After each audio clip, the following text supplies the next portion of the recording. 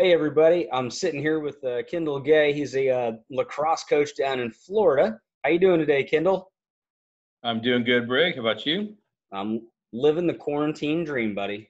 So, well, hey, I guess to start off with, where did you travel with America's team? Well, we went to Europe a couple years ago, and we landed in Germany. I think we landed in Munich, and were immediately met by a bus, and immediately kind of figured out the other lacrosse players who were flying in from different parts of the country because they all had the long, funny-looking bags and long flowing hair and STX shirts and all that other stuff. So that was where we landed. That's where it all began. Um, Stayed in Munich for a few days, which was awesome. And then took a bus ride up to a very profound place, profound in terms of humanity, and I won't give that away. We can talk about that later if you want.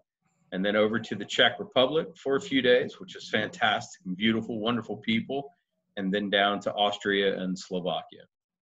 Oh, awesome. So yeah, we'll touch on that profound place here in a little bit. You know, with our tours, they're split up. They're sports and cultural history stuff. So let's look at the lacrosse first. What is your favorite memory on the field? Oh boy, favorite memory. Can I have two? Sure. All right. It's your video. We can do whatever Um, you want. so I would say that our one of my favorite memories on the field, and they were all good, so it's kind of hard to pick even two, was when we got to the Czech Republic and we were in Brno, B-R-N-O, Brno, and the one of the coaches and one of the player/coach had reached out in advance and basically said, look, can you bring us gear? We can't really get gear easily. It's expensive, it's taxed.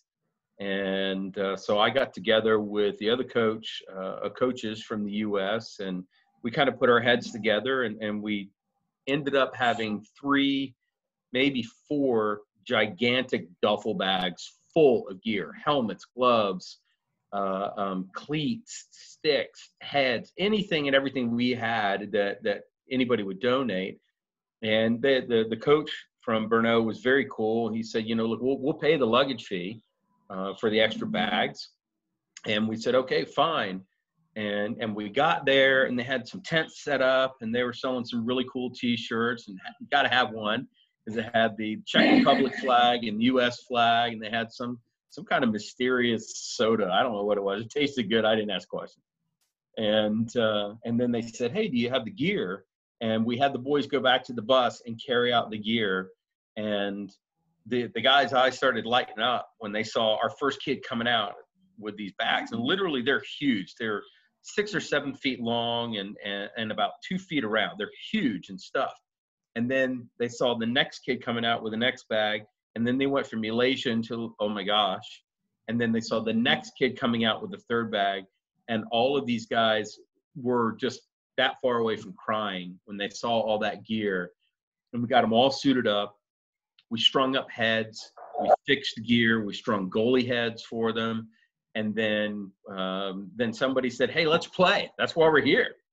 And so we divvied up teams, and we played Czech versus the U.S., and that was just a blast. Everybody had fun.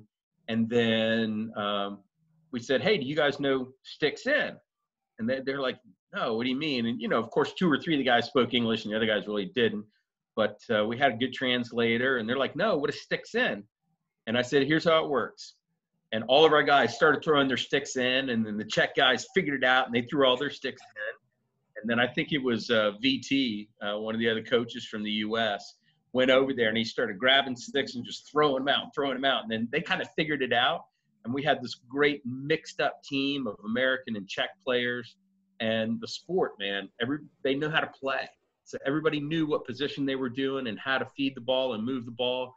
And that experience, there wasn't a face on the field during or after that wasn't smiling.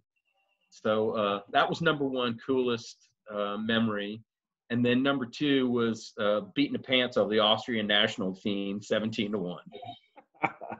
Yeah, with a bunch of 15 and 16-year-olds. Yeah, you got to light that competitive fire. That's good. Heck yeah. So, well, awesome, man. Yeah. So now let's change gears and go to the history and the culture and everything that, you know, you go to see in Europe. What is your favorite memory off the field? Oh, man. And you can You know, have that's two if tough you want again. to. No, that's tough again. I can't pick just one. I just can't. I think one of the things that I tuned into that I noticed the boys experiencing was when we did the bicycle tour through Munich.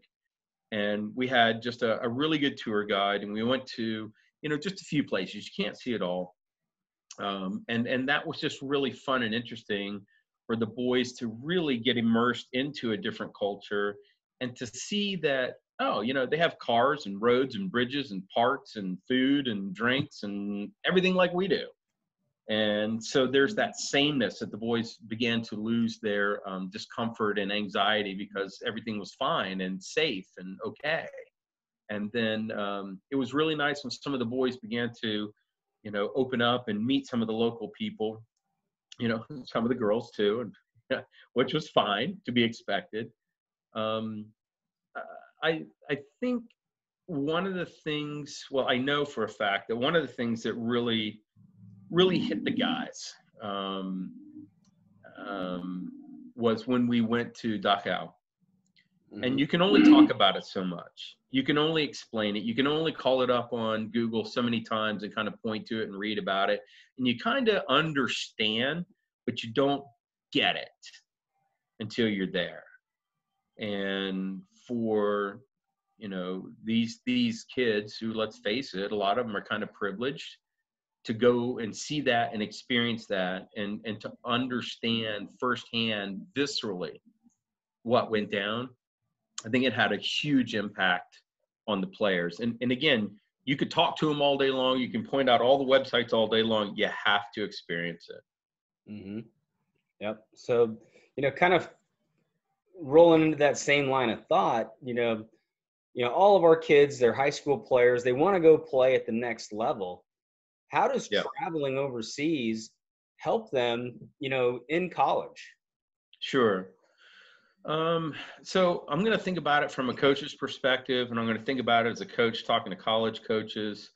And here's the point of view I come up with. If I'm looking at two guys, I'm evaluating them, and all things being equal, one has kind of gone out of their way to go through an experience in some other place in the world to play the game. That says something about that kid that makes him unique to me. They either figured out how to get the money to go or pestered their parents long enough to get the money to go, but down in their heart, they wanted to go badly enough. So that tells me that the kid loves to play the game and is unafraid of a lot of things on a lot of levels. And I respect and appreciate that level of thinking, that level of heart and desire, because in my mind, that suggests a player who wants to do something. They're motivated internally. Number two, when you go on one of these trips, you might have two or three guys you know from around town, from the high schools you play, the clubs you play against, stuff like that. So you might know a couple of guys, but you don't know the rest of your team. And so a lot of things have to happen very quickly. Number one, you have to figure out who your teammates are. Number two, you have to figure out who the different players are at different positions. You have to sort out skill levels.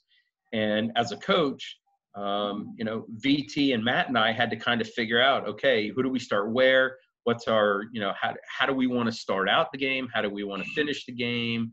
And then you learn different players and different skill sets. And even helping a kid to understand, okay, great, you might have played attack all through high school and you're about ready to go off to college, but on this team, you're better as a midi.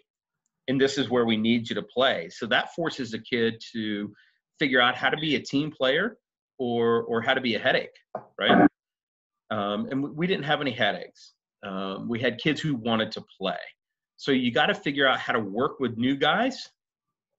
You got to figure out how to work with guys who don't even speak English when you do a sticks in game. And you got to figure out hand signals and communication in some way, shape, or form, such that other guy understands what you're trying to communicate, what you want him to do, and then in reverse, what they need you to do in order to achieve the goal in the game, right? So I think they learn a lot of important lessons about attitude, teamwork, listening to a coach, working together, and working through situations. When you throw a bunch of teenage boys together, it doesn't always go smoothly right away. And you got to kind of work through that. Yep. Well, awesome. So my last question is, I know your son went with our team. Now, speaking, like, what would you say to a fellow parent that's looking to have their kid travel overseas with us? Do it. Just do it. Well, it's the best thing that has ever happened. I had a unique experience, as you know, Brig. I'm a coach, and I got to take both of my sons. And so that was special unto itself. And we have memories together as father and sons that we just never would have gotten otherwise. They have memories as players that they never would have gotten otherwise. And everything, as you know, was wired from beginning to end. It was safe. It was secure. It was mapped out. It was planned. Everything was good. Even when we got to Austria, we were supposed to meet up and play a team when we got there that evening. I don't know if you remember, like there was a confusion with the field or something like that, and the soccer club had the field. And even at that time, our bus driver knew what was going on, and they were in touch with our host who was lining up the games. And we just were able to play, do a little scrimmage, have some fun. The soccer guys thought it was great. They got a chance to kind of pick up a lacrosse stick and throw the ball. And then the thing with the Slovakian team kind of didn't get coordinated, but you guys had everything wired such that the next day we had the field, and half of the group got to stay and play the Austrian national team, if you remember. Mm-hmm. And then the other half of the team got to go down to Slovakia and play the Tricksters. And that it was just so great how the logistics didn't fluster you or the on-site crew. We got it done, got the buses lined up, and you would have never known. So it was safe, it was secure. I mean, the value for the money, ridiculous. I would definitely go again. Awesome, man. Well, thank you so much for, taking the time out of your day to, chat with us about your experiences. So I really appreciate that. Absolutely. Invite me for the next one. I'm ready.